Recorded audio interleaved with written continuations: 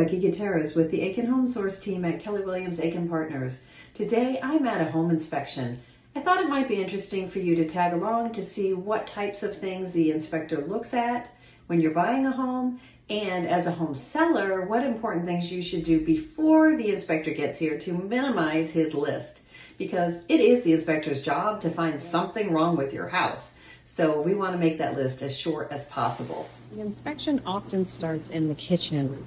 Right now, this dishwasher is running. The sinks have already been checked just for the water pressure. They're going to look under the sink to make sure there's no signs of water damage. The stove will be turned on and the oven.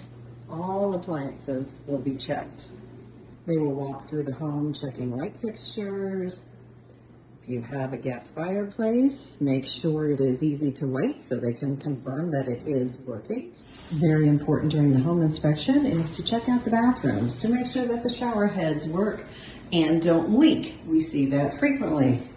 If your home has a whirlpool tub, make sure that you run it so that there is no debris in the lines. You could have jets of algae shooting out. So if you haven't run it, put a couple of cups of bleach in there and then run it for a good circulation time to clean out the lines.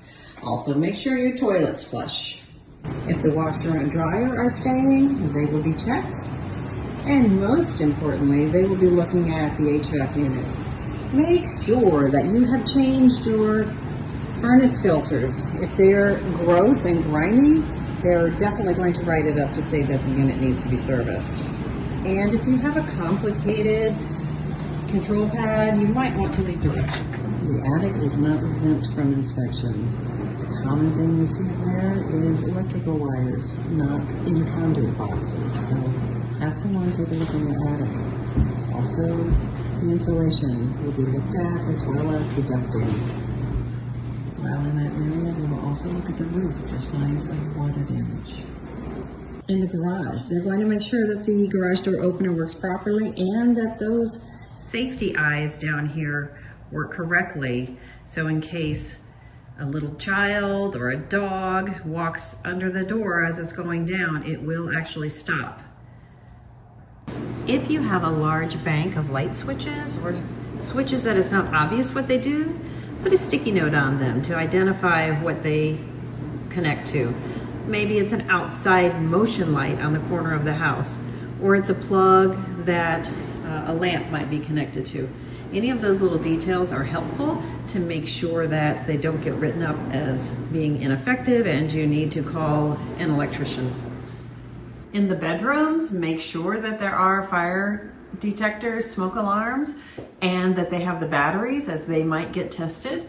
And a reminder to check the HVAC vents or filters so that they are clean and have clean filters. Here in the South, we often have gutters on homes, so make sure that those are cleaned out and not full of debris.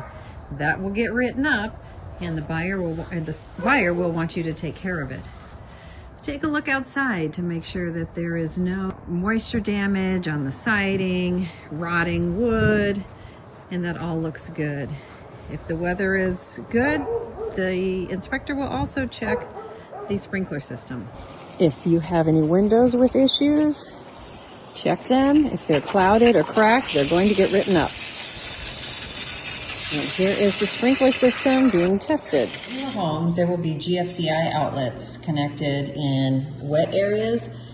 If your home has one, they will check to make sure that it trips. Oftentimes, especially in older homes, we might see these where they were installed, but they actually are not connected to a ground line, so that will be discovered.